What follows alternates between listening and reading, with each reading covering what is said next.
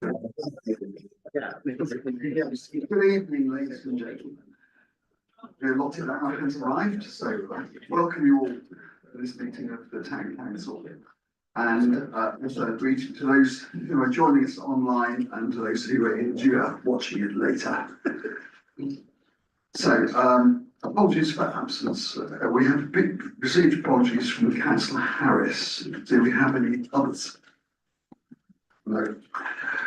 Right, in the interest of speeding things along, I propose that and seconded by Councillor Nicholson. All those in favour of it?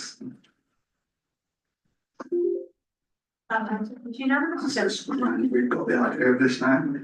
And now the minutes of the last meeting. So this is the meeting at the Rembrandt on the 20th. Quite a long set of minutes, probably hard to get every word that was spoken, but hopefully it caught the flavour and the main points. So the minutes of the last meeting, any errors or omissions, or can we put them down as a true and accurate reflection? So good. Okay, in that case, I propose them.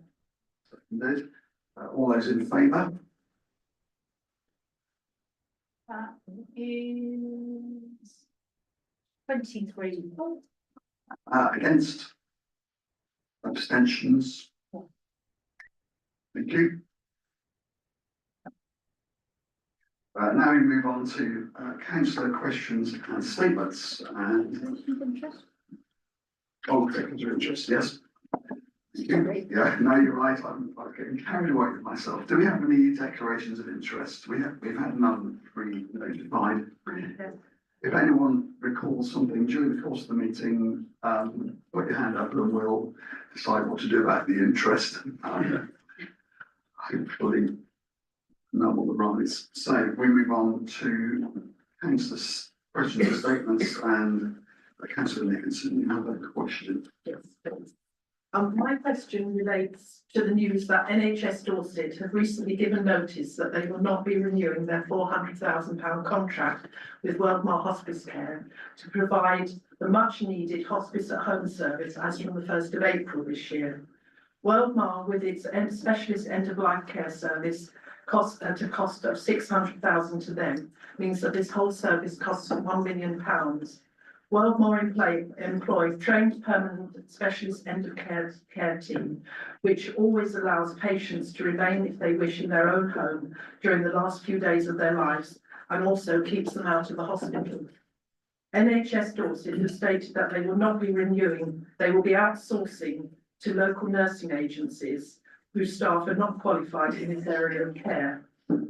Whilst councils are not involved in this decision, I truly believe that on behalf of our residents, every one of us should try to help them by pressing NHS Dorset to reconsider.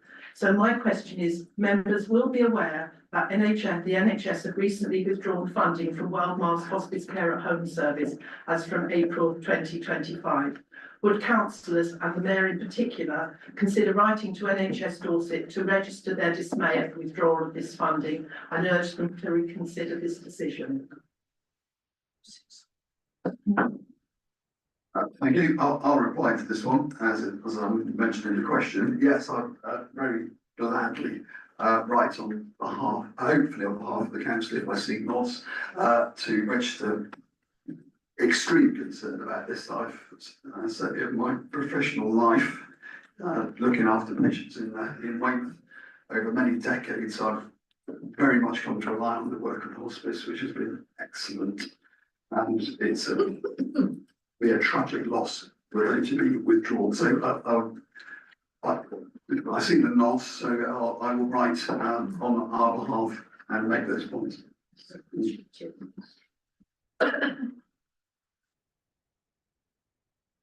Councillor Weller. Thank you, Mr. Mayor.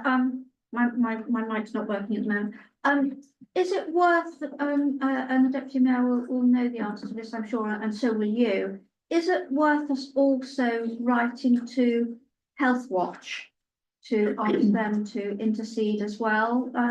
Can't hurt to have as many voices as possible, can it? No, I'm happy to. Thank you. And I believe, if I may, Chairman, that the Chief Executive of Weldmar is meeting with one of the committees of Dorset County, Dorset Council tomorrow as well, to get more support from them. Thank you. Thank you. Right, thank you. That's concludes the questions. Oh, one more. Jill Taylor, Councillor Taylor. Thank you, Mr Mayor. Just for clarification, I believe there's a scrutiny requested at Dorset Council for it. I can't find it at the moment, but I believe it was submitted in by Robin Leck. If anyone's got any more information on that, that might be quite useful. Thank you. Okay, so it looks like this campaign will be taken up on many fronts. We'll do our bit and we look forward to the scrutiny committee doing the same. Yeah, moving on. Town Mayor's Night announcements. I'll just do a bit of housekeeping first, then I'll do some announcements. It just we had quite a interesting meeting last time. The one I'd like to bring up is points of order. If anyone brings up a points of order, that is the point of order is that we're not following the statutory rules of the council. So if you say point of order, what I'll do is I'll hand over to the town clerk, and then if you can say what the point of order that we've contravened is, and then we'll go to make a judgment of whether we've whether it's the point of order. That's the correct use of point of order. So that's just a little announcement. Back to business. It's been a busy month. It's a great time to be mayor at Christmas. I go to all sorts of events, launching Father Christmases down the beach, dressing up as a steampunk. I bought a pair of goggles, which I'm gladly pass on to whoever takes on the job of mayor next year. It was great fun. And the great thing about being mayor is you can come with your own costume. So it's very easy for me. I was going to get full ceremonial robes with steampunk glasses, and everyone else thought it was marvellous. So a top tip for whoever takes on. Well, there was the Father Christmas is another high point was the swim. I don't normally get to it because I'm normally at church on Sunday morning, on Christmas morning, but it was great to get down and see that so many people on the harbour side, very well organised, coming over in batches. Again, I had the good fortune to be dressed in fur, but really appreciate the work of all the groups that helped run that. So well done. A very good community event. Also with so many music occasions. Some of the lights were at St John's Church, the Choral Society, and Dorset Amateur Orchestra. It was superb. And also hearing Weymouth Concert Brass at the Chickerell Mayor's event. Again, super brilliant. Emphasises the quality of music that we have in Weymouth. Is something we kind of take for granted, but it is worth noting that it is a strong part of our culture in this town, and I hope it's something we'll pick up as we want to be the town of culture. Also thanks to Councillor Nickinson for attending events I couldn't get to, so very appreciated. That's the end of my announcements. Moving on to updates from Dorset councillors. So again, this is brief updates from people who might have portfolios or area of interest at Dorset Council that are relevant to Weymouth. So does anyone have any updates?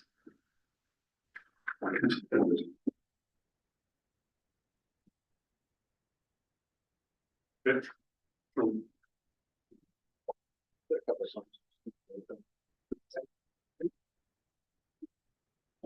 Just a couple of quick paragraphs to check. So the next couple of days, I'm in front of the scrutiny committee at Dorset Council going through budget proposals.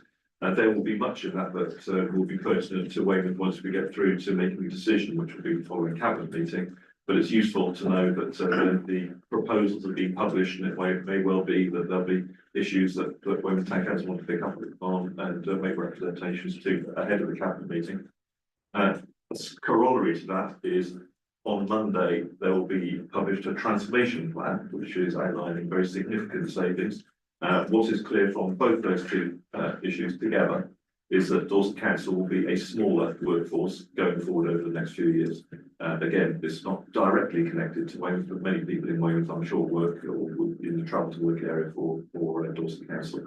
I'm happy to go into more detail, but as a top line, those two are ongoing. Papers are already published for scrutiny and will be published on Monday for the transformation plan ahead of the cabinet details. Thank you very much. Yeah, top line is what we're after, just the things that will impact the town. Any other update? Councillor O'Leary. Yes, thank you very much. May I just urge all members to watch closely the ongoing issue of the so-called devolution process that is currently underway.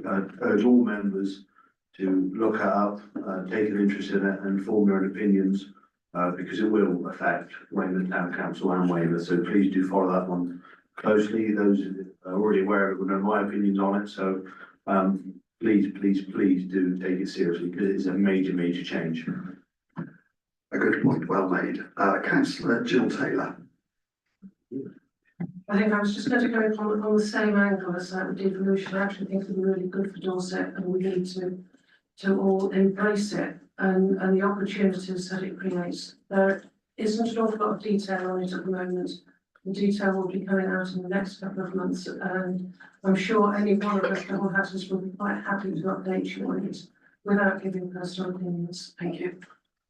Thank you. Any other updates from Dorset Council and Call? Nope. So, item 8, which is public question time. Just a word on the structure of this. This is opportunity to remember the public to pose the question to which an answer will be given. And that's the format. It's not an intention to reopen debates for everyone to join in. It's that's the structure. So, would you like to comment? Pose your question. Thank you, Mr. Mayor. Good evening, councillors. I spoke to you last November. The chair of the steering group spoke after me and I didn't have a right to reply. I wrote to you all to show how you've been misled by what you were told by the steering group. So my question is, has the neighbourhood plan gone to Dorset as we saw it on the 30th of November with all the wrong things in it? Or has it been changed again? And if so, what are those changes, please? Thank you. Thank you. And I'll hand over to Town Clerk to give the response to that question. Thank you, Chair. As a member of the public has stated, the question refers to an email that was sent to all Weymouth Town Councillors on the 21st of December 2024. So the neighbourhood plan has been progressing according to the decisions of this council that were made by you all on the 20th of November 2024. The plan and associated documentation were formally sent to Dorset Council on the 6th of December 2024. As such, the process has now transferred to Dorset Council for the Regulation 16 consultation and subsequent referendum. Dorset Council have recently confirmed that the Regulation 16 consultation will commence on the 24th of January and finish on the 7th of March. There is no mechanism within the Weymouth Town Council standing orders for individual members of the public to overturn the decision of this council. For that reason, no changes have been made to the plan as a result of any communications from the public after the decision of the council on the 20th of November. On the matter of the neighbourhood plan being amended before submission to Dorset Council, this was merely to change any matters agreed at the full council meeting on the 20th of November, to correct any typos and misspelt links, and to insert any omissions. Members will recall that some of the maps were omitted from the version before you. No policy changes have been made. Amendments are detailed in the attached appendix to this question response, and we do have a copy for you with the full appendix. I do have an appendix if any members are interested. It is quite a lengthy document running to 24 pages, details all the changes that have been made, except some of the corrected spellings and grammatical errors. So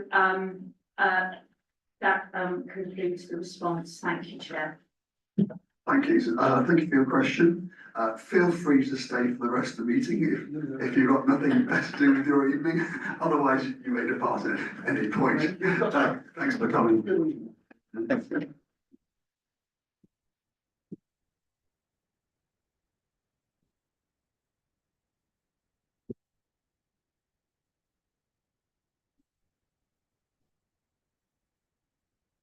Precept 526, hand over to Ian Milne to introduce this report. Thank you, Chair. I'll just try to make sure that I can see everybody around the room. I'll keep this brief, Chair, if I can get my microphone to stay in place. The 2025-26 budget was developed by the Budget Working Group, and in the main it was based on the three main principles, which were to maintain services at their current levels, to ensure that funds for asset refurbishment and replacement were in place, and to ensure that funds were available to support the council's plans and strategies. Just as a bit of history, members may note that when looking at the Band D equivalent amounts, the amount for the current year was actually below the amount which was set in 2019. And that was mainly achieved by the removal of some of the budgets which were set aside for asset replacement and refurbishment.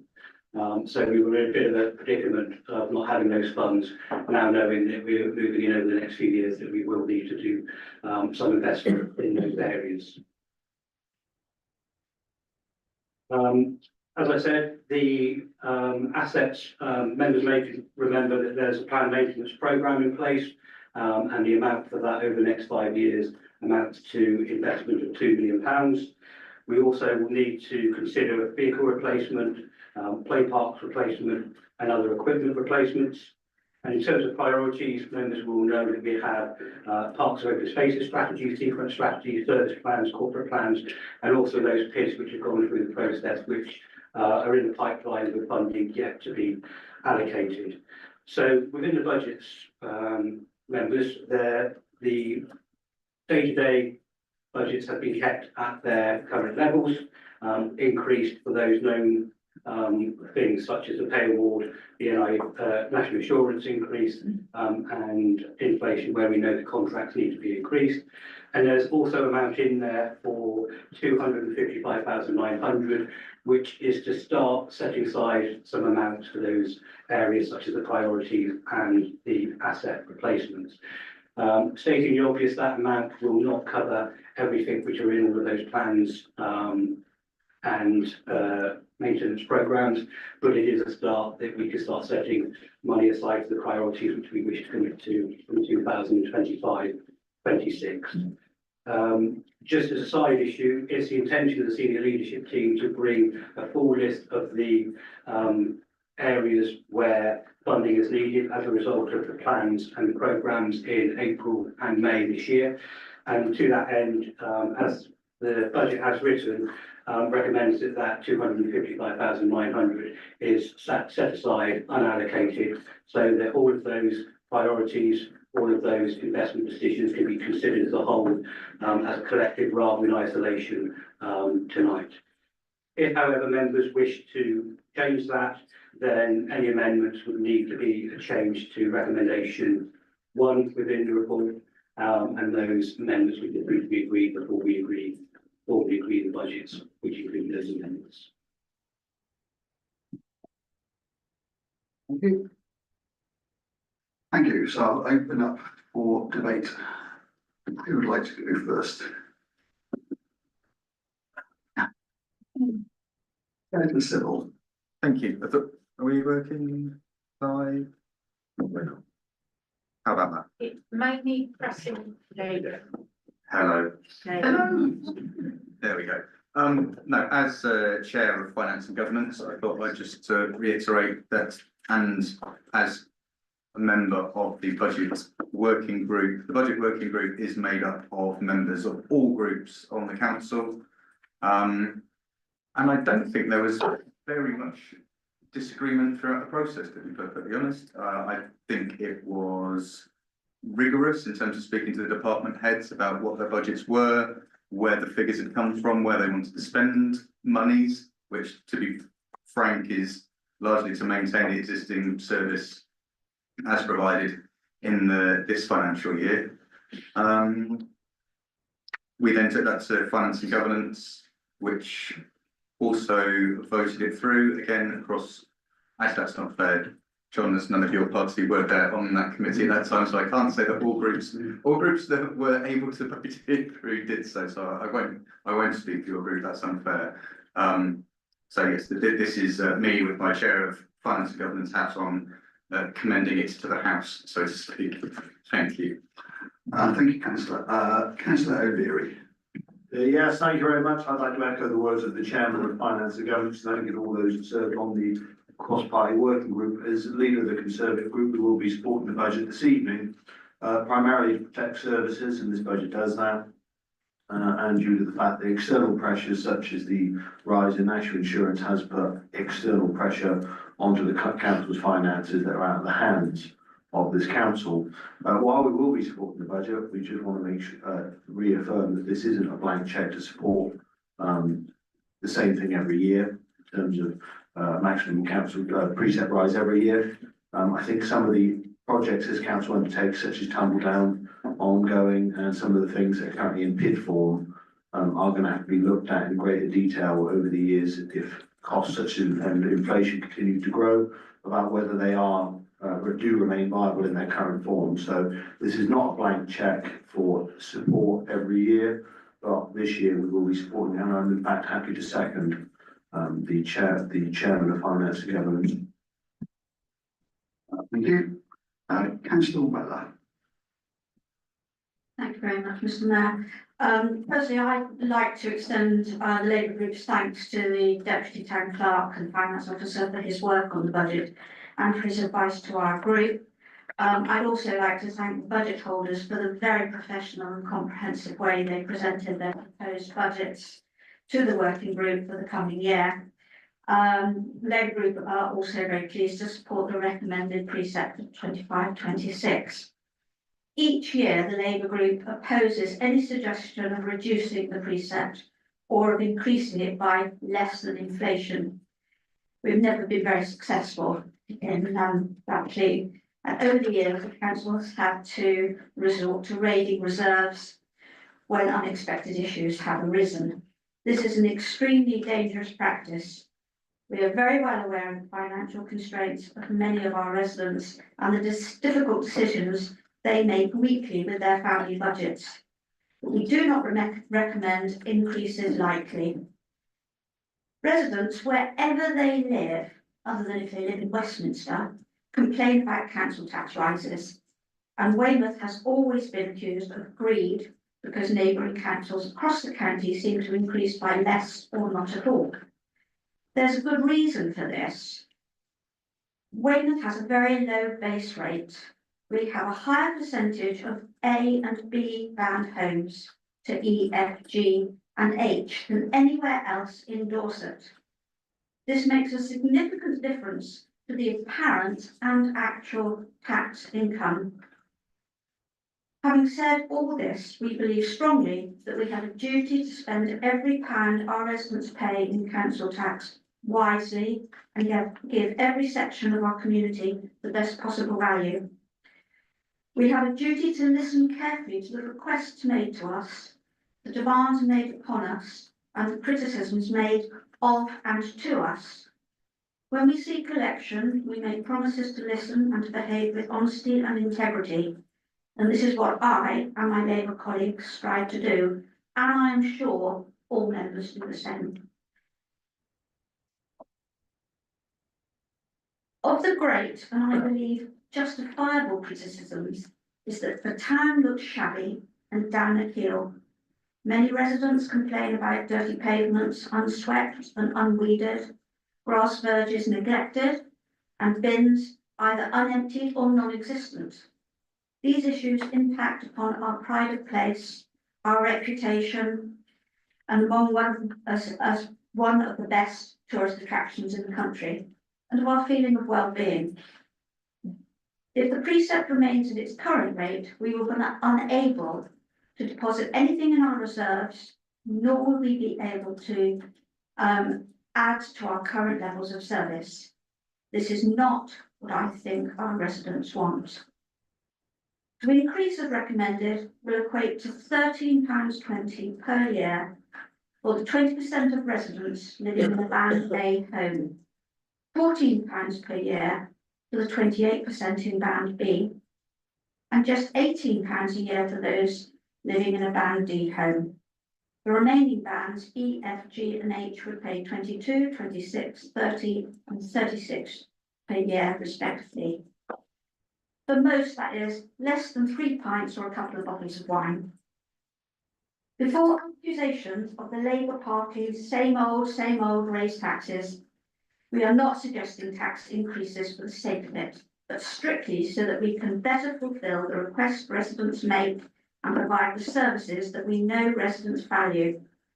Recent surveys have indicated residents support tax increase where they focus on priorities important to them. For example, grass cutting, street cleaning, general maintenance. They would also support a managed replacement plan of large and expensive equipment, for example, in our play areas. And we take on board absolutely that not all of those tasks are within our responsibility. However, if they are being unfulfilled, and they are, we would like the option of being able to bring up to a level that which our residents would like us to do. I'd say at this point we do absolutely support this report and this budget. We support the element of the increase in the budget.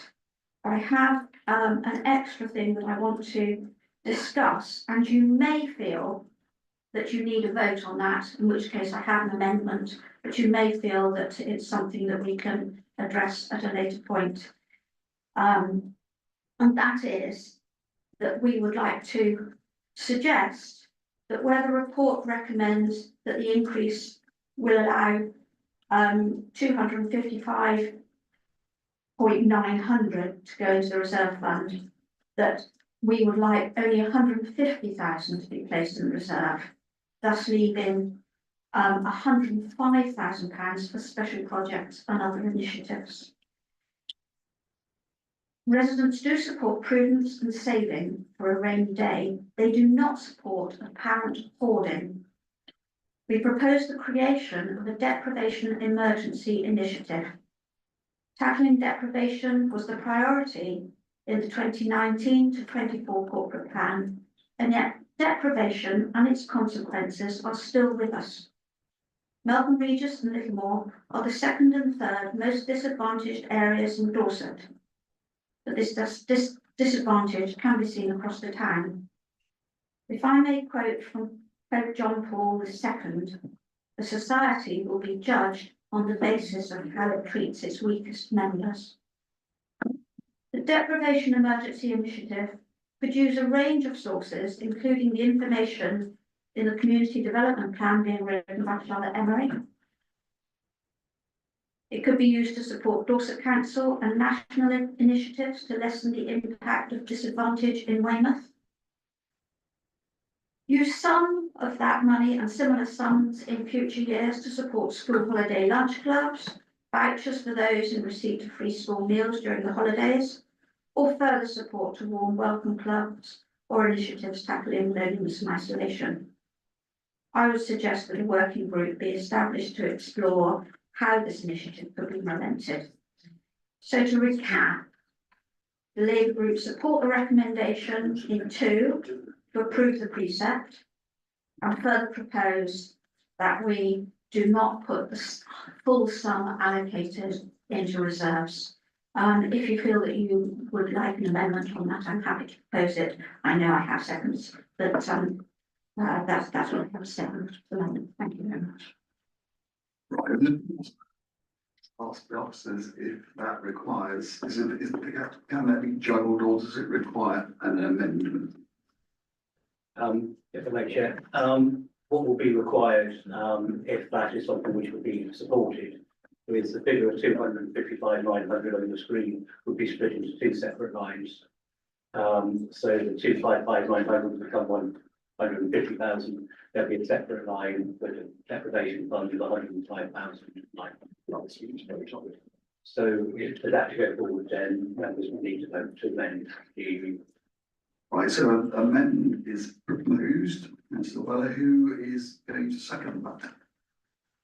It's Atkinson, right, so we're moving on to debate the amendment now, Councillor Hope. Thank you very much, Mr. Mayor. And whilst I totally agree with quite a lot of what Councillor Weller has just said there, I didn't support this amendment because as a council, we can bring a PID forward at any point for those pieces of work and draw money from reserves as and when we need to. I don't think we need to do that. And I was slightly concerned around the idea of funding the Harton School meals, which is currently government funded. So I'm just wondering if Councillor Weller's got insight into the next Labour Party budget in the spring, and is that the next thing they're going to be cut there? Okay, so, Councillor O'Leary. Yes, thank you very much. I will be voting against this amendment as well. Would have been nice if we'd had prior notice of an amendment to a budget like this, really. In fairness, it's not just a small thing, it's a serious amendment to a budget. So therefore, partly because of the reason the Councillor Hope said, and the fact that Dorset Council already carries out a lot of the work that's been described and has greater scope and ability to do so. And I don't wish to see the lines blurred between our responsibility to run our services and also council services, which are more than the social services at work. So therefore, I will be opposing this amendment. Right, so we're still debating the amendment, Councillor Northern. Thank you. This time? Yeah, this time. Good. Thank you. I fully agree with the sentiments expressed there by Councillor Weller. And I'm hoping that the money that Dorset Council has already set aside, chunks of that will be coming to those most needed areas of Weymouth, which are Weston Town Centre and Livermore, and parts of Portland as well. Of course, it's concentrated in our two towns, sadly. So I'm hoping that that money already has programmes for it, which includes children's activities. I'm not sure if it includes school meals. That was on the list at one stage. But if we do need to bring something forward, I support the idea of bringing them forward as PIDs. We've got that opportunity. We've got a process for doing that. And a lot of the things which were mentioned are outside of our control, and not all even in Dorset Council's control. It's really sad that so many of the property owners in weymouth are unresponsive to pressure to smarten up their properties. Even when they have enforcement, help me with the phrasing here, they first will get sent a request to improve their property. I think subsequently they get an enforcement order, and there hasn't been a lot of action in that respect, and it's disappointing that that pride in their own properties and how it's reflected in the town, it doesn't get addressed. So I don't think it's just the council, and I'd be happy if we wanted to do some campaign to spartan up the town. That's the sort of thing that a PID could be covering. Okay, I'll leave it at that. Thank you. Right, so we have an amendment which has been proposed as second. Yeah, Town Clerk would like to intervene. Thank you. Thank you, Chair. I just wanted to interject a tiny bit of clarity, particularly for the people who are probably watching in their hundreds on YouTube as we speak, and for any councillors who aren't completely up to date on their TLAs or three-letter acronyms, as we refer to them in local government. And that's just to clarify what a PID is. A PID is a project initiation document, and it's the first step on getting a new piece of work into the council system for resource allocation and funding. So thank you, Chair. I just wanted to bring a little bit of clarity there. Some clarification. Councillor Atkinson. Yeah, I just wanted to reinforce, sorry. Come on then. Yeah, sorry. I want to reinforce a few of things that Councillor Weller said. I think the first thing is we do have a climate and an environmental emergency. We already have a group that looks at these things. Now, it's laudable to do that, but the UK only contributes 1.1% to the world situation in terms of climate change.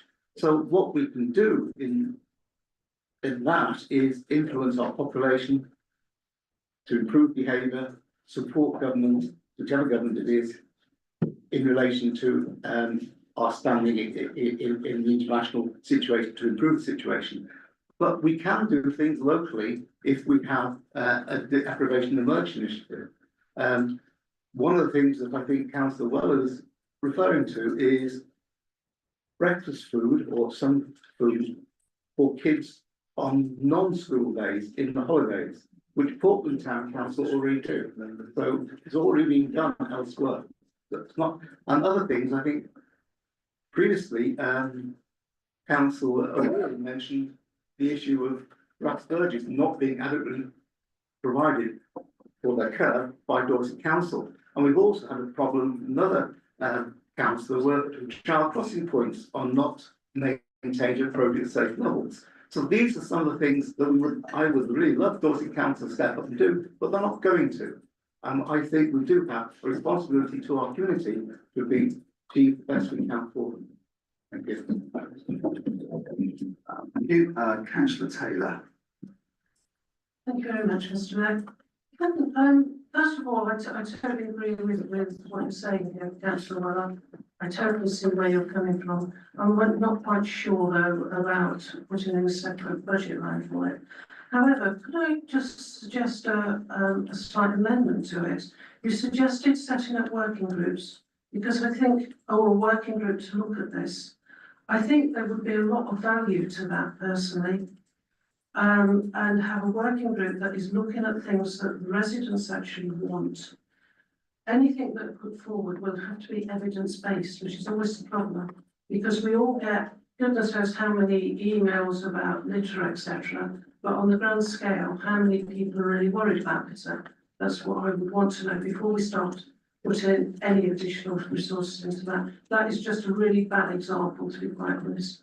But I think a working group doing a bit of work around that and looking and putting forward proposals to F&G, Finance and Governance, might be quite an interesting way forward. Because the money is in reserves, we can ask for reserves, but it's just picking things up through PIDs, almost working as a group rather than as individuals. Thank you. Right, so we've had some debate. Can I ask Councillor Weller for the wording of her amendment? So we can then consider it. Find it again now.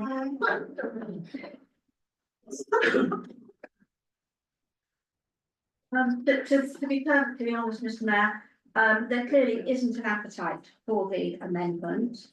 There would seem to be an appetite for some sort of working group and some further discussion on the idea of a deprivation emergency initiative. And I would be very happy to proceed with discussion on that. In answer to Councillor O'Leary, it's not always usual to present opposition parties with your amendment in advance. Indeed, very often they're not even presented to the town clerk and finance officer in advance. That's a little misleading. But in any event, if we could note what would seem to be a favourable reception of the deprivation emergency initiative, and we can discuss that further in the coming weeks. I'm happy to go ahead with the recommendations as stated.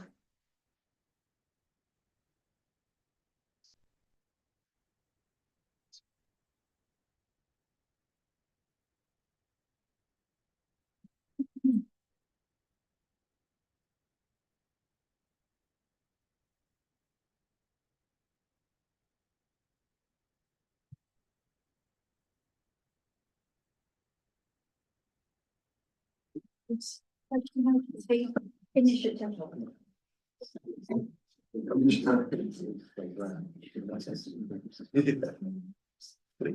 just discussing with officers how to move this forward, whether it will come under one of the existing committees or back to full council.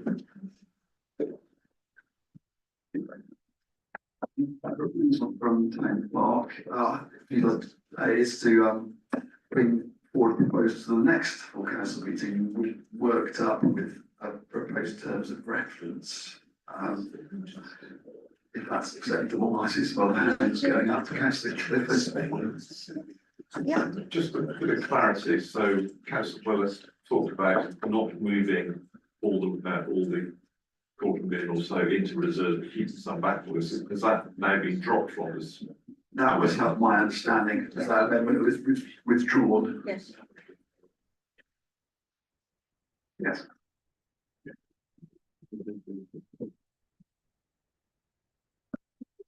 So, so if the members, I'll hand over to Town Clerk to propose the way forward. Thank you, Chair. Members will see up on the screen, we've added a third point, which is note the support for a deprivation emergency initiative and bring forward a report, including a working group proposal to the next appropriate full council meeting. We need to propose the second and vote on that then. Sorry, yeah, number 3 hasn't been agreed. Exactly. Just do So, it. yeah, so we just do, so proposed, So I propose that. seconded, then we're going to debate this now. So debating this amendment, Jill Taylor, councillor Taylor. Sorry, I just put my hand up to second it. Yeah, okay, councillor Furman. Thank you, Mr. Mayor. Just a point of clarity a little bit. We've got a working group proposal to the next full council meeting. Shouldn't working groups go through committee stage first before they're brought to full council? You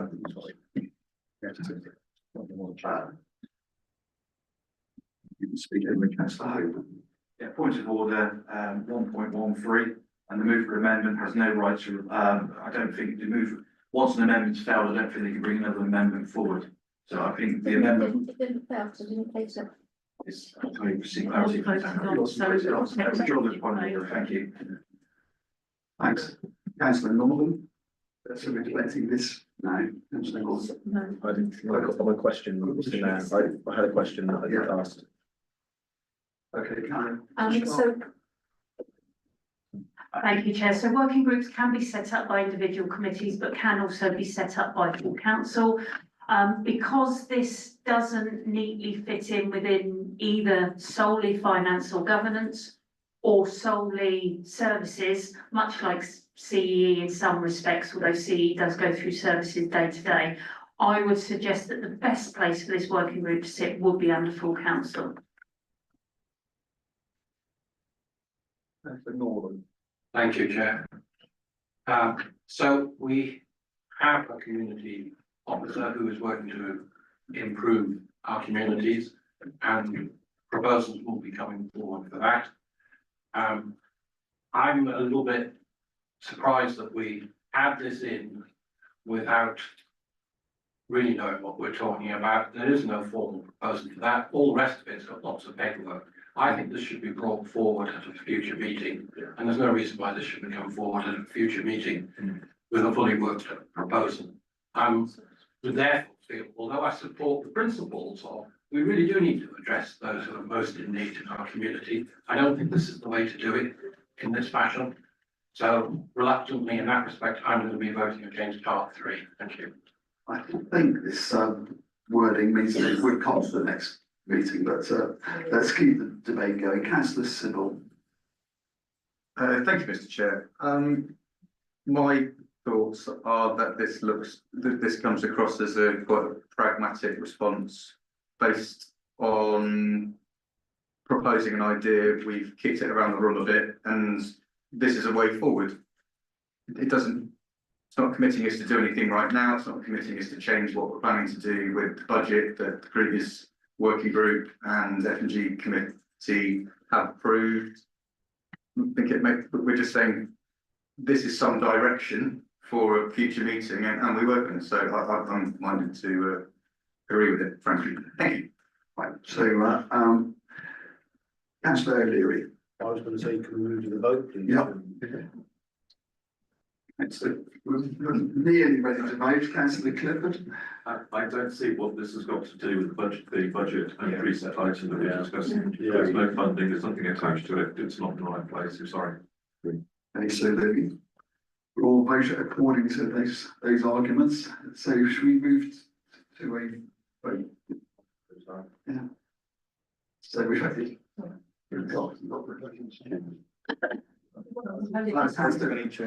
Councillor Dickinson. Will the vote be for 1, 2 and 3, or are we voting on 1, 2 and 3 individually? We're voting on 3, whether to add this to add this. This is purely on 3. Are we adding this to the?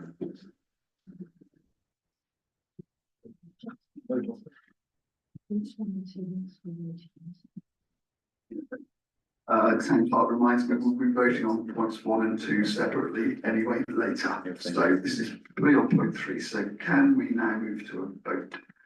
All those in favour?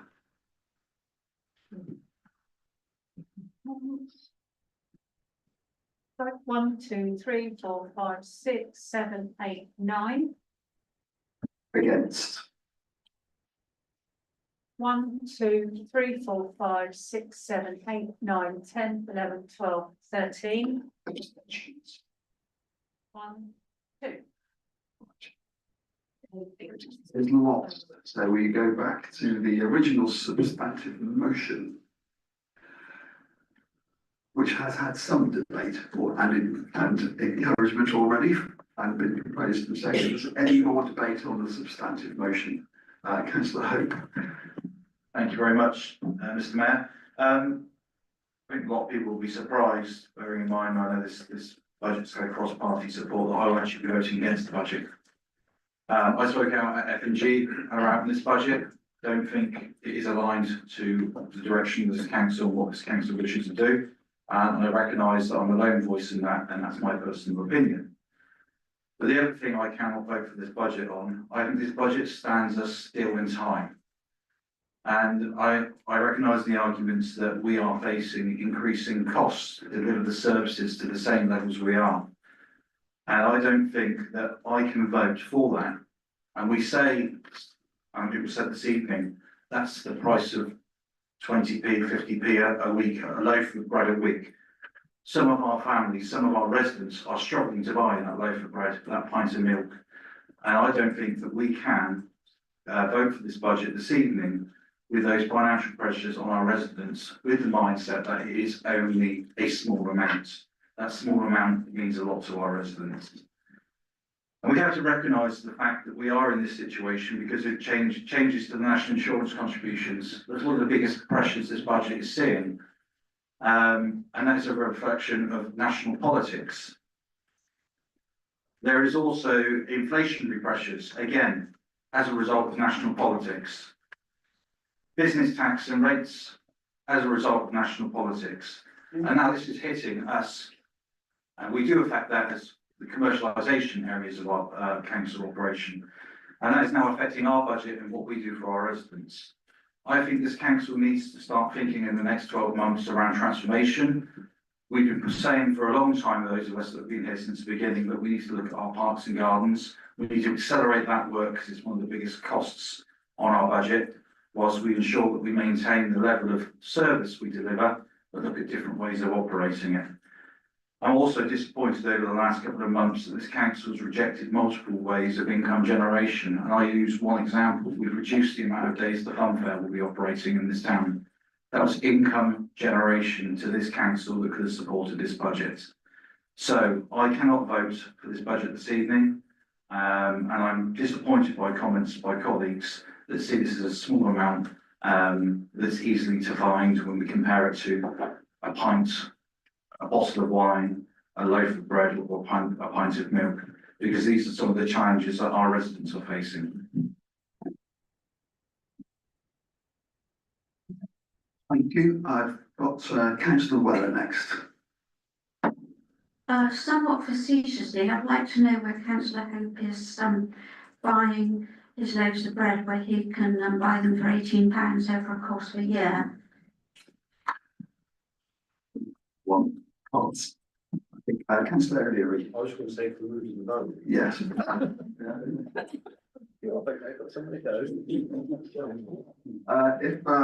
If everyone's that wants to speak has spoken, we can move to the vote. This vote takes place in two stages. Oh, Councillor Jill Taylor. Can I just come back in support of what Councillor Hooper said, because it's an interesting question. As a double hatter on Dorset County, Dorset Council, we're spending an awful lot of time looking at transformation and how we can actually save money within the council, but I don't see any of that within this budget. This seems to be sort of an aspirational business as usual without any transformation linked in it. Have I just missed something here, please?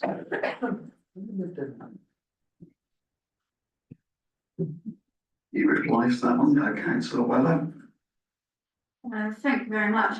Actually, yes, we are transforming, and one of the very interesting, and I did at the start of my statement, thank our budget holders for the budgets that they were presenting, and in particular, our parks and gardens, where there has been and continues to be quite a lot of transformation in how they're delivering and how they have already saved quite a lot of money and are continuing to do so. So it won't look quite as radical, quite as significant as perhaps Dorset Council does, because clearly we're a much smaller council with a much smaller budget. But that transformation is taking place. It's been, I would agree with you, it's been slow. It should have been quicker, but that the speed of that movement has now increased, and is significant, I do assure you. Two more speakers, hopefully we'll move to a vote soon. Councillor Yeah, O'Leary. sorry, being hypocritical after call, I'm just quite confused. I know we talk about this council being non-political, but I'm afraid, you know, we do sit within groups. The large group on this council is a Liberal Democrat group, and I'm quite confused that the budget of this council is now going to be put forward, I assume, for approval by the Conservative and Labour groups, with the leader of the Liberal Democrat group voting against it, another member speaking out against it, I assume, despite the fact the chair of Finance and Governance who oversaw this is a Lib Dem, and this had near cross-party support, had cross-party support on the working group and at Finance and Governance. Can I just make a plea for next year that we please try and steer a budget through that does have some direction and leadership from the largest party, because that is the best way that the system of adversarial politics does work. I know that people try and make out that this is, like Woodstock commuting and hug out old hands in Kumbaya, but there does have to be opposition and governance. So I'm just a bit confused, quite frankly. Councillor Sybil. The Liberal Democrat group singing Ganguly around the campfire, but thank you for your concern. No, my point was going to be, and actually it does follow on quite well, I think, from Councillor O'Leary's point, is that, yeah, we Lib Dem groups is a group, we are a broad church, and as such, sometimes we don't agree with each other all the time. Quite often, actually, we don't agree with each other. And that's no bad thing. In relation to this budget, the budget working group have looked at it as a new budget working group. The recommendations we brought to F&G, and then in turn F&G brought to here, are based on the situation we find ourselves in now. To us on that working group, and apologies if I speak out of turn here, other members of the group, you can see where expenditure has been pared back yearly over the last 5 years. That is against a background of compound inflation over that period being, what, 25, 26%. There's only so much you can do before you have to go, actually, I do mean regrettably, no one wants to, as far as I'm aware, wants to increase council tax if we don't have to, but that is where we are, and it's not done lightly. Absolutely not. I'm only too aware of the situation that many of our constituents find themselves in. But thank you. Councillor Hope. No, thank you very much, Mr. Mayor. I just want to reassure Councillor O'Leary that he should have no concerns with the Liberal Democrat group. We're all fine and dandy, but we never agree. And I think that's the beauty. I think Councillor O'Leary of the Town and Parish Council, this isn't a political arena. We're making it? Yeah. No, I disagree with national politics. Don't disagree with colleagues in the room. So no, we don't whip our group in the Democrat Party. We're free to vote how we will. And I will remind members I was one of the only non-finance and governance members to attend the F&G meeting along with the mayor, where I did appeal against this budget then at that stage of the process. And I did also speak up to try and secure ring funding for the Little skate park, which is still not in this budget, despite a vote services. So I just want to reassure you, Councillor O'Leary, that the group here will always vote in our best personal interests and in those of our local residents, not on political lines. Right, let's draw a line under the debate. You're going a bit sideways. Okay, so let's go back to the budget. And we've had proposals and seconders. The votes will be in two parts. Number 1 and 2, is it? Hopefully it's probably above my head. I can't see behind me. But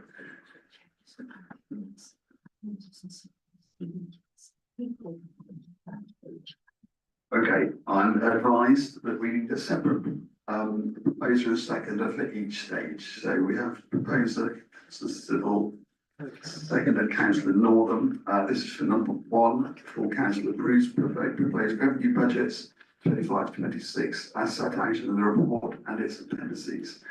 All those in favour? 1, 2, 3, 4, 5, 6, 7, 8, 9, 10, 11, 12, 13, 14, 15, 16, 17, 18, 19, 20, 21. Those against? 1, 2. Abstentions? 1. Thank you. That is carried. Now, the second one, proposer and seconder, Councillor Civil. Full Councillor approves the precept 25-26. All those in favour? 1, 2, 3, 4, 5, 6, 7, 8, 9, 10, 11, 12, 13, 14, 15, 16, 17, 18, 19, 20, 21, Chair. Those against? 1, 2, Chair. Abstentions? 1, Chair. Thank you. That is carried. Thank you, councillors.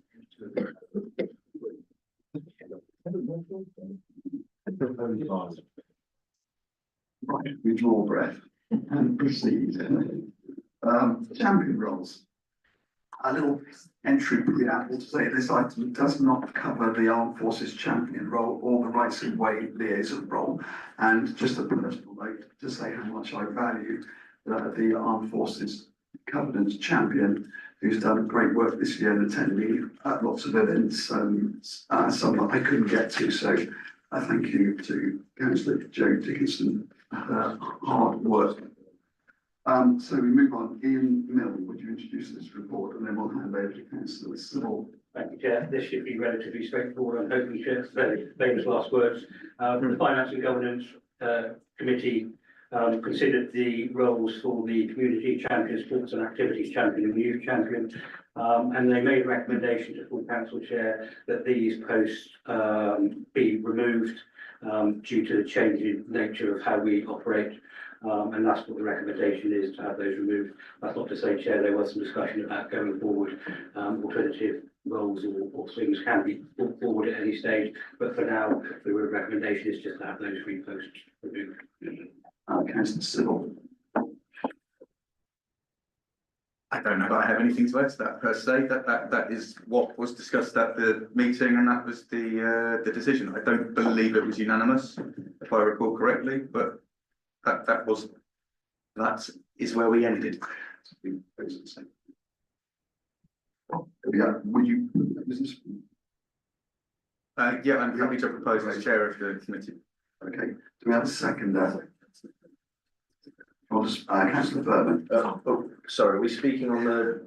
Well, we just got a proposer. Let's get a seconder first, and then we'll debate. So, anyone on second the motion? Councillor O'Leary. Right, now we'll move to debate. Councillor Furman. Thank you, Mr.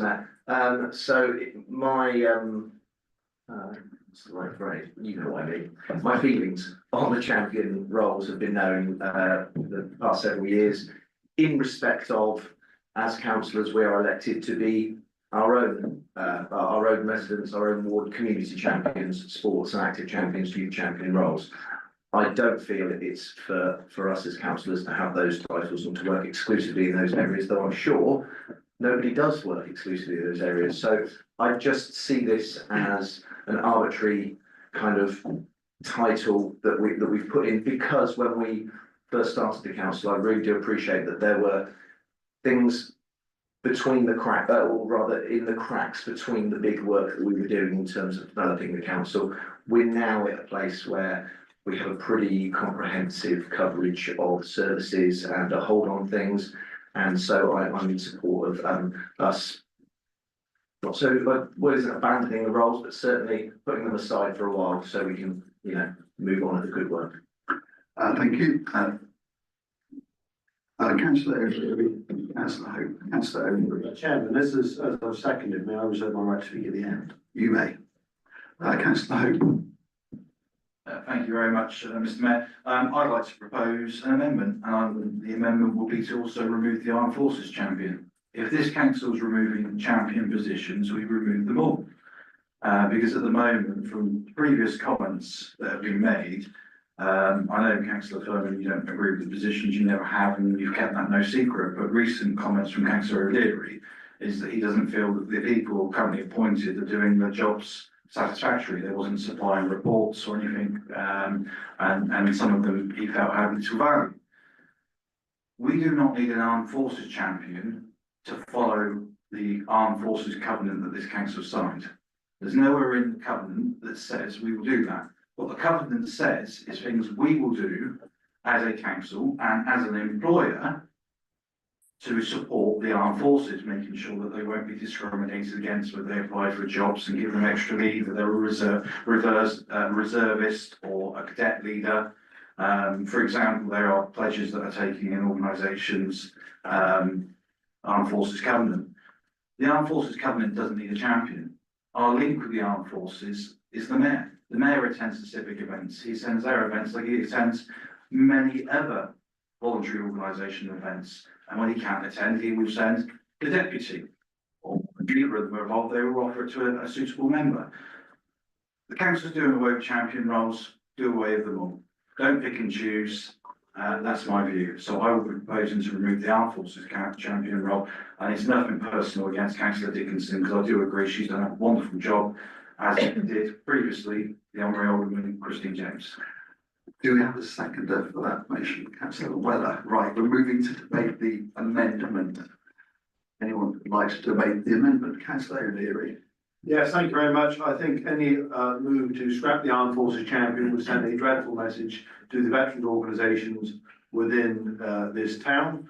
I believe my group had some inkling this would possibly happen, and I know that the Armed Forces champion did in fact did float this with some of the veterans organisations who were in fact horrified by any suggestion, but as this was only rumour or speculation, they are not here tonight, but I'm sure they will be absolutely disgusted by this attempt, and therefore I will be opposing any notion to remove it.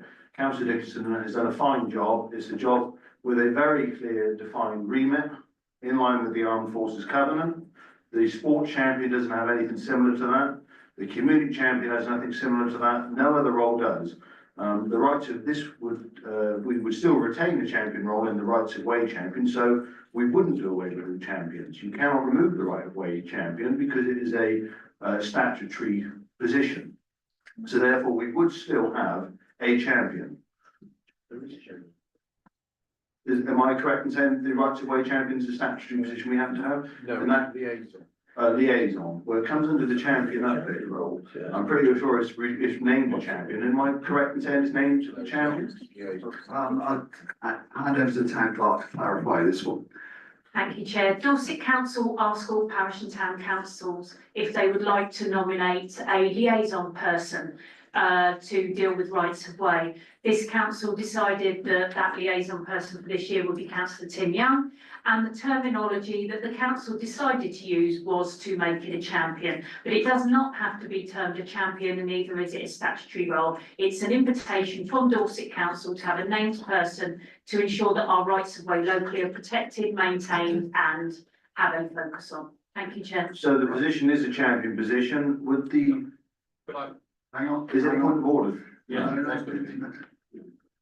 Would the proposer of this amendment therefore like to alter his amendment to include abolishing or changing the name of the role of the rights of way position currently held by a member of his group, as he's proposing to abolish the armed forces champion held by a member of my group?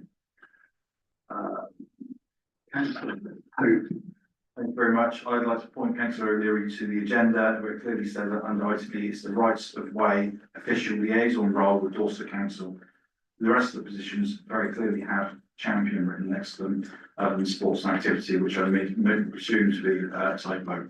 But the rest of them, the rights of way is a liaison role, not champion. To which the terminology by this council is champion, therefore it's a champion role. Right. We're still debating this, Councillor Hope's amendment. Councillor North, this is talking on the amendment. Talking on the amendment and clarifying that point that was just made. Most parishes have one liaison officer with Dorset Council. When I was there, he said to me, you could have as many as you like. Weymouth's got so many public rights of way, it needs the attention, and he's happy to receive more rights of way liaison officers. They don't actually have to be councillors, they can come from members of the public, have to be approved by the town council, I believe. So it isn't a champion, it's a liaison officer with respect to that. So I would suggest that we drop the word champion. I never called myself a champion. I don't think Councillor Bell called himself a champion in this respect. It's a liaison officer and it isn't a champion. So we remove it from being a champion and it remains the liaison officer. That would be my suggestion. Thank you. Right, we're still debating the amendment. Councillor O'Leary. May I ask the proposer of this amendment whether he would compromise with me and instead put forward that the armed forces champion role is changed to armed forces liaison? Yeah, in the spirit of compromise, I'll second it. Councillor Hope. Yeah, you can. Mr. Chairman, now that Not member forward. Not until this one. No, we need to vote on this one to see whether it stands on. Do you want to change your amendment or should we vote on it? Councillor Hope? No. Right, should we vote on this amendment? Oh, Councillor Taylor. I do apologise, I seem to be speaking a lot this evening. I just want to speak on this as a former mayor, to be quite honest. When I was elected as mayor, it was my understanding that it was my role to represent the town. It wasn't me as a person, it wasn't anything grand and formal, it was just me as somebody who is elected by members to represent the town. I get really uncomfortable about having a group of organisations who are liaising directly with a champion who isn't the mayor. It's basically undermining the role of the mayor as far as I'm concerned. I would much rather that it was encompassed in the role of the mayor, and then it's up to the mayor whether they want to delegate those responsibilities out. Much along the same way that the mayor uses a deputy mayor, he could also use, I don't know, if there's somebody really keen on youth, he could delegate anything to them, depending on what he wants to do or she wants to do. But it has to be down to the mayor. If we are going to elect a mayor and say this is the role of the mayor, is to represent all of us, and I mean all of us, all of the time, then this role needs to be, the role of the armed forces needs to come under the mayor directly. Thank you. Two more speakers caught my eye. So Councillor Joe Dickinson, then Councillor Weller. So Councillor Joe Dickinson. Thank you, Chair. I mean, quite honestly, I wasn't going to say anything, but well, That's never gonna happen, is it? When I became armed forces champion, no one at the council actually explained to me what the role entailed. So I decided my best course of action was to contact all the forces and veterans organisation and offer my assistance. As a town council, I knew my powers would be limited, but I could volunteer to help on stall and attend anything that was going on and that was relevant. I still have a few organisations to visit. Aidan Veterans Association and the Suez Veterans were particularly happy to hear from me, as no one had ever bothered with them in the past. In the last few weeks, I have heard the term scope creep, which to the uninitiated loosely means going beyond the perimeters of the role. I thought about this and suddenly realised what they meant. I had been very honoured to be invited to lunches in Wool, hosted by the Suez Veterans Association. The reason is crystal clear. Unfortunately, Aidan Veterans Association, though luckily for them, in Weymouth have quite a few members, but sadly, Suez Veterans Association is now sadly depleted because of death. It was decided a while ago by Aidan Veterans Association that they would support Suez veterans by attending lunches or any other function as necessary. I was touched when Aidan Veterans invited myself and my husband. As to any other scope creep allegations, I will continue to fill this role as long as I am able to the best of my ability. Thank you. Thank you. Councillor Weller. Thank you very much, Mr. Mayor. First of all, I'm terribly sorry. I do have to dispute that some of these associations have had no support from members of this council previously. Certainly, I attended their very first dinner at the Riviera in Weymouth when I was mayor. No one could do so before because they didn't exist before. And I know that every subsequent mayor has done so and has supported them. They have been extremely supportive of our veterans events and that's been reciprocated. Other events also. I don't want to suggest for one moment or denigrate the work that Councillor Dickinson has done because it has been terrific and you've been a great champion. However, I strongly feel, and having performed the role of mayor both in the old borough council and now again in the town, I strongly feel that it is a role that should, whenever possible, be undertaken by the mayor. Indeed, I think veterans organisations, for example, if the mayor decided not to bother to go to their wreath on the Anzac Memorial and the deputy mayor was not available either and the champion did it, whilst they were pleased, they would be a little bit miffed, and rightly so.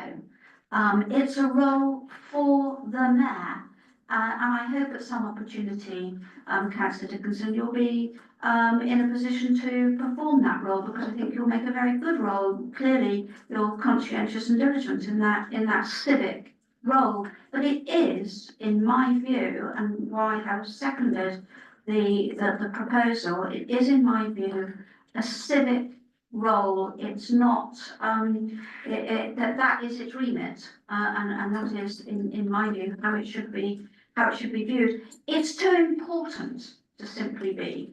And I don't mean that in a denigrating way either when I say simply be, but it is too important for it not to be performed by the mayor, who is the first citizen of the town. Right, so this, we're still debating the amendment. We'll move to a vote shortly. The contribution from my position is that this might be resolved by having all appointments or requests for attendance coordinated through the mayor's office, where we make sure that the right person goes to, and that way everyone can remain in their roles. That's my personal view. Councillor Thurman. Thank you, Mr. Mayor. I would urge us to move to a vote. I will not be supporting the amendment by Councillor Hope. I will hope that the amendment falls, and I will be proposing something similar to how Councillor O'Leary described it as Armed Forces liaison, if the champion, current champions. Open to that. Yeah, right, so we're gonna move to the vote. Okay, do you want to do? It's on the screen, the amendment. You happy with that? Are you, councillor, are you happy with the wording on the screen? Yeah. Right, all those in favour of the amendment, raise your hands. 1, 2, 3, 4, 5, 6, 7, 8, 8. All those against? 1, 2, 3, 4, 5, 6, 7, 8, 9, 10, 11, 12, 13, 14, 15. Abstentions. Right, so the amendment is lost. Mr. Berman. Thank you, Mr. Mayor, and I would like to propose an amendment to what we have there, please. I don't need to delete it all. I would simply just change that, adapt it, so the Armed Forces Covenant Champion changes to the Armed Forces Covenant Liaison. Therefore, we have done away with all champions. Do you have a seconder for that? Councillor Day. Thank you. Should we debate that or can we move straight to a vote? Councillor Hope. Thank you very much. Can I just ask the town clerk to check something, understand the orders? We've just voted not to remove the Armed Forces Champion under the last amendment. This proposal or amendment would still see the removal of the Armed Forces Champion and then it recreated as a liaison. I don't think standing orders allows us to redo this, and I would like to ask the advice of the town clerk. Very good, correct use of procedure. I get your think point. in terms of 6 months. I think under amendment. I am going to need a chance. That's the main thing. We'll just keep debating this while the town clerk has a chance to check the rules. Councillor Northern. I wasn't going to debate this, but I think the council has the ability to suspend standing orders and then proceed with the vote on the basis that was proposed by councillor Thorne. I can't reference the clause that says that, so I've ceded my Okay, I'll hand back over to the town clerk for the adjudication. Whilst standing orders isn't completely clear on this matter, my take as your advisor would be that the previous vote was to add the removal of the Armed Forces Covenant Champion to the substantive, but it never was added and it never was voted on.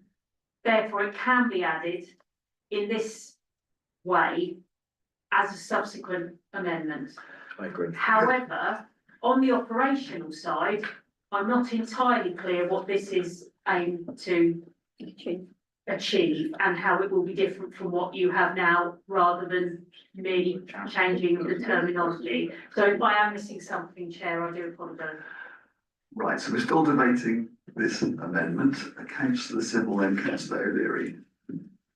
Would it help to add clarity between this proposed amendment and the previous one that was defeated, to say that the Armed Forces Covenant Champion becomes a liaison role with the duties appointed through the Mayor's office, or words to that effect? Duties might be the wrong word, but it's responsibilities perhaps. Thank you, Councillor Thurman. It's sufficiently different from the previous, without wishing to wade into semantics of wording for too much longer this evening.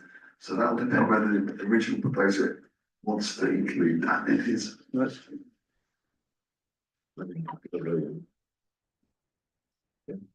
want to swap your voice? Yeah.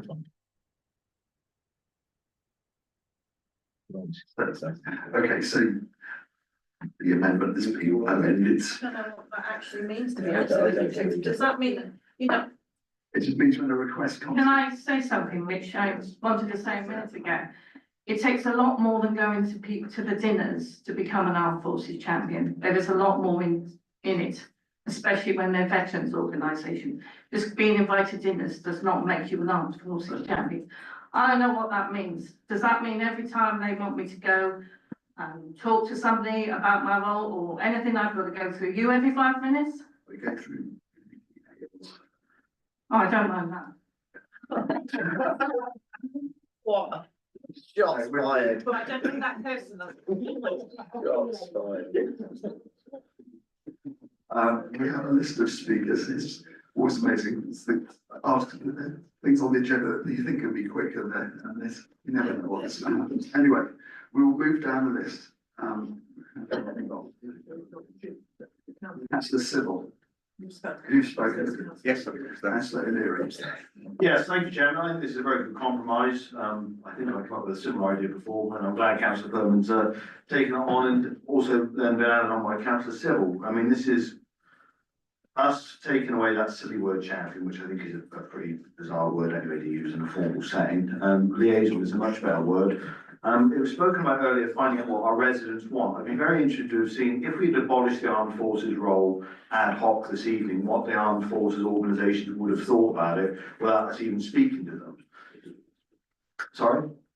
So I think another good idea would perhaps, if we get in contact, I know Councillor Dixon does, but also if we get in contact with the armed forces organisations, who I know are fully behind Councillor Dixon, because we've spoken to them ourselves, and find out what they would like from an armed forces liaison, what they would feel is beneficial.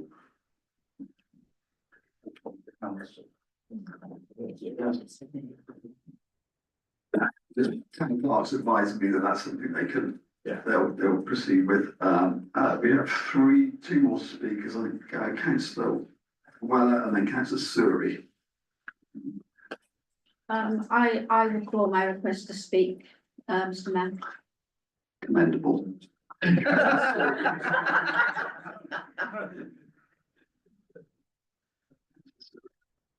think you say to that, Kate. Thank you. Thank you. We're in a real danger of getting a complete mess here. I think Councillor Hope's suggestion that if we're going to get rid of champions, we get rid of them all is very sensible and clear, and I completely support that. I also think, for clarity, that I can't quite remember who said it, but the chief duty of liaison must be with the mayor, who has a very recognised role within the community. And I think whoever proposed that was exactly right, that everything should go through the mayor's office. And if he wishes to delegate to the deputy or some other person who he chooses as suitable, then that's his decision. I think for clarity, we get rid of all champions and we direct the particular focus for armed forces, which is obviously particularly appropriate in Weymouth, through the mayor's office, and allow him to decide who represents him at ceremonial events and other things. That's kind of my view. Right, so it's still debating the amendment. Councillor Home. Oh, okay, so can we move to a vote on the amendment? Proposer. Okay. We're just clarifying the wording. It's in red. This is Councillor Furman's amended amendment. Proposed by Councillor Furman, seconded by Councillor O'Leary. All those in favour? Yeah. It was Councillor Day, just for the record. 1, 2, 3, 4, 5, 6, 7, 8, 9, 10, 11, 12, 13, 14, 15, 16, 17, 18, 19. All those against? And Abstentions? 1, 2, 3, 4, 5. So that is Right, that's carried. We now go to the substantive motion. Got Councillor O'Leary's registered to speak at some point in this, towards the end. Councillor Hope.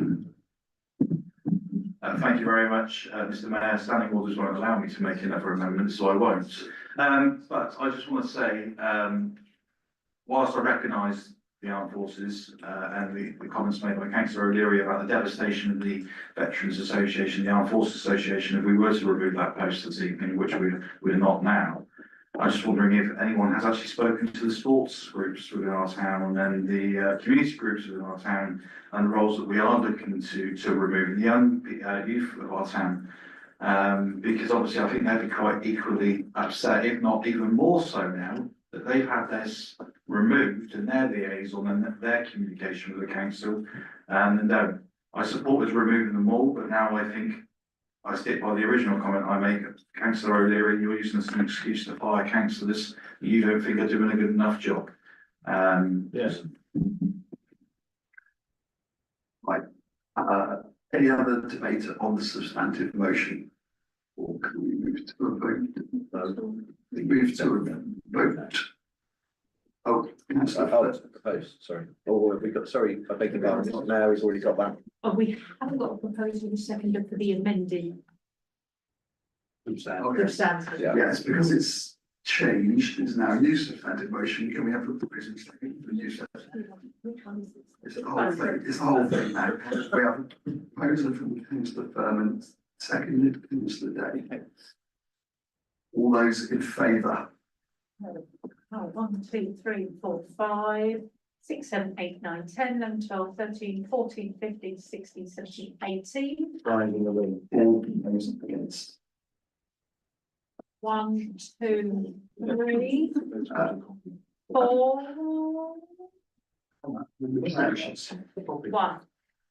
1. Thank you. Motion is carried.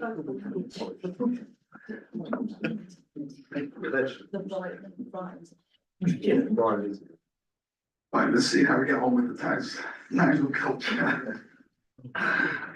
So, the town's culture update partnership agreement. I hand over to the town clerk to introduce this item. Thank you, Chair, much appreciated. So to give everybody a quick update, noting that Councillor Furman is also on the management board and may wish to add some additional detail later.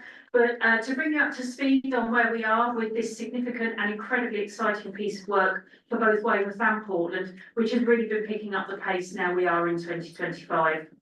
Fortnightly meetings are being held of the Towns of Culture Management Board that, as I said, includes Councillor Furman and myself, as well as representatives from Portland Town Council and local artistic and heritage groups. Last week, we appointed the Wallace Agency from Poundbury to lead on the branding and In the Bag Media from Weymouth to lead on PR. We're interviewing this week for project management support, and the project management support should be in place by the end of the month. We're planning a launch event for April and we'll obviously keep you all informed as those plans progress. Stakeholder communications are planned to include a monthly newsletter, and a link has been sent out publicly to residents, groups, etc. to register for that newsletter and other important communications.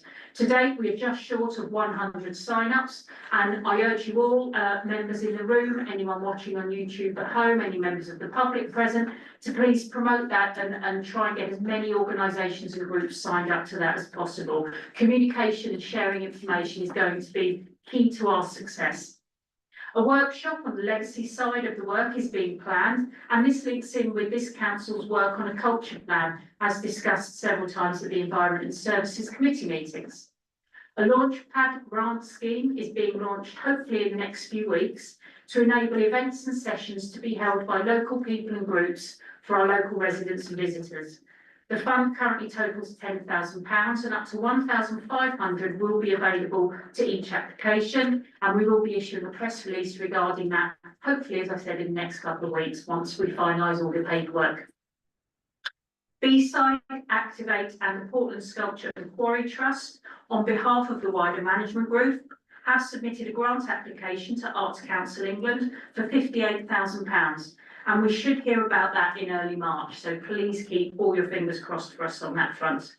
This funding will complement the £65,000 already secured, kindly from Dorset Council with the support of the Arts Development Company and from both this council and Portland Town Council. Thematic groups are in the process of being set up. An arts thematic group is being set up by Kate Woods and Rocker Holly Namby from Activate and B-Side. A heritage group is being set up by Hannah Sofa from Portland Sculpture and Quarry Trust, and Marianne Edwards and Lucy, whose surname I've suddenly forgotten, from the Noth Fort. There's a local identity group being set up by Caroline Richards from Dorset Food and Drink CIC.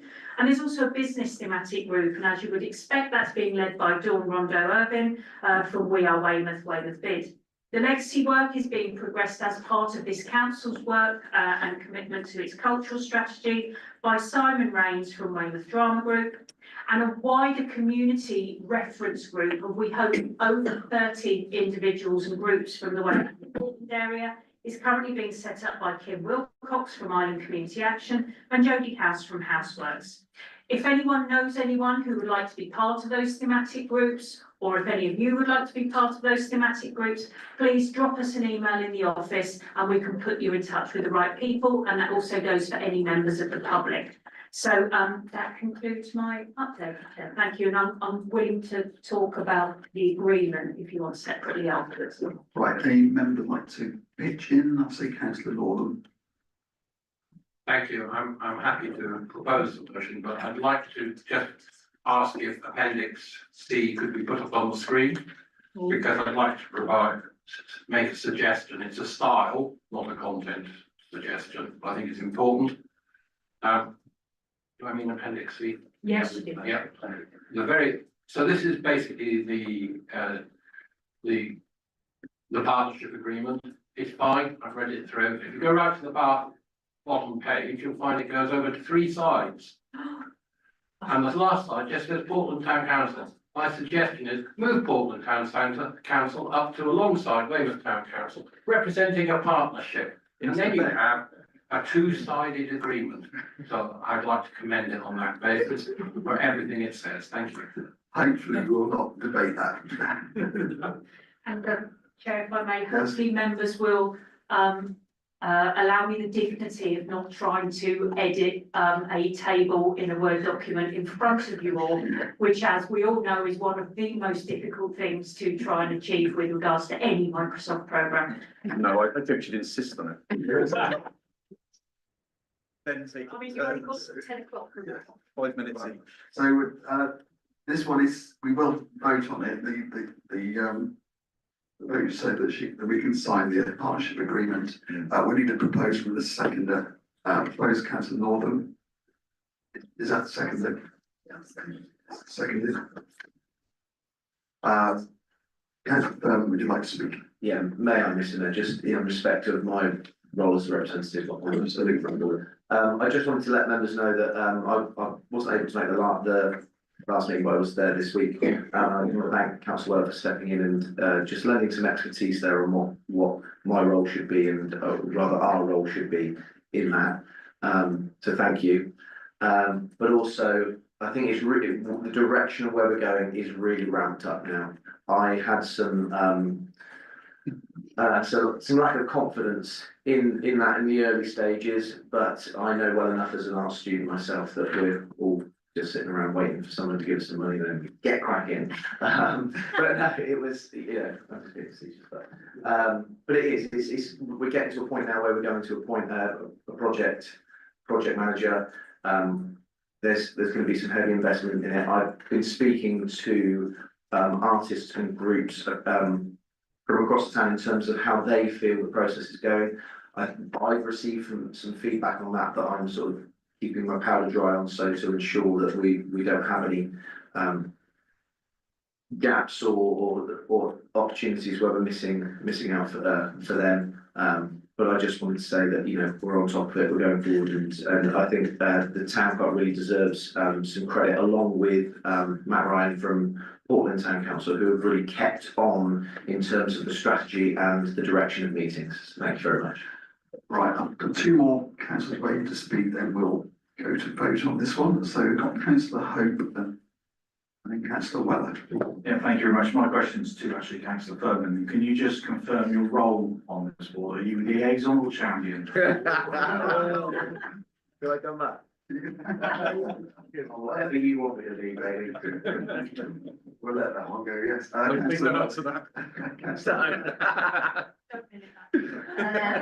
you, Mr. Mayor. First of all, I wouldn't presume to tell you what your role was, Councillor Furman. Yeah, but I'm very reassured that you are now reassured, but I have to say that I was very concerned at the speed of movement, and the town clerk knows that I was.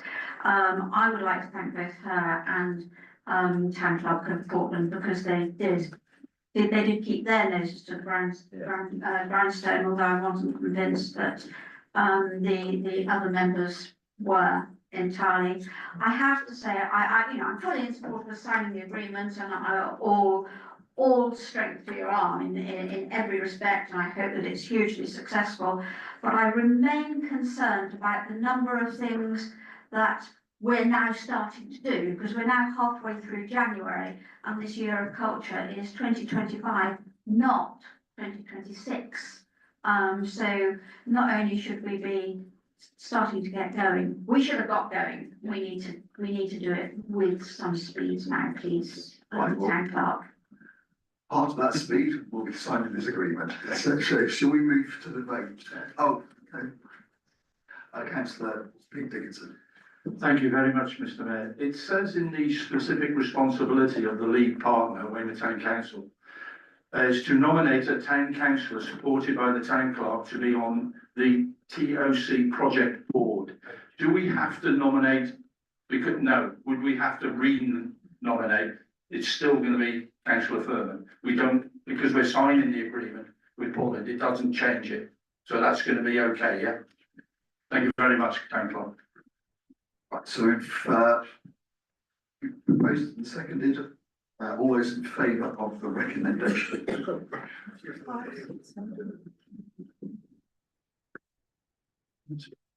23. Against? 1. And abstentions? So, right, that one's carried, thank you.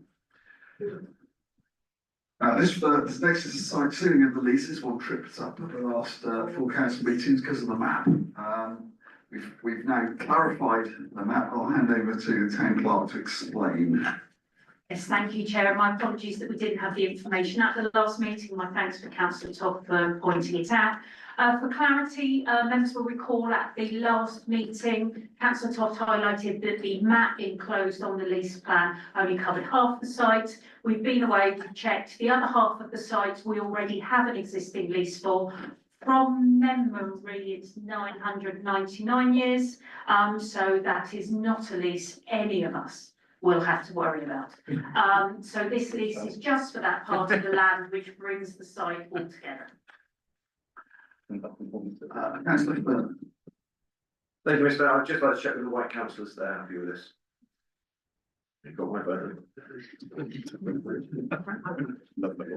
So we need a proposal and a seconder. Councillor Northern, Councillor Weller, all those in favour?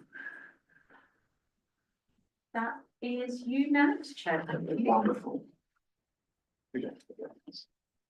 Next are item 13, unlucky for some, information items. Let's try not to, hopefully, as they're information items, we won't need to debate them. Yeah. No, there are no actions outstanding. It's the first time in the history of this council we've been able to say. Right, thank you all for your attendance and your contributions. I'll declare the meeting closed.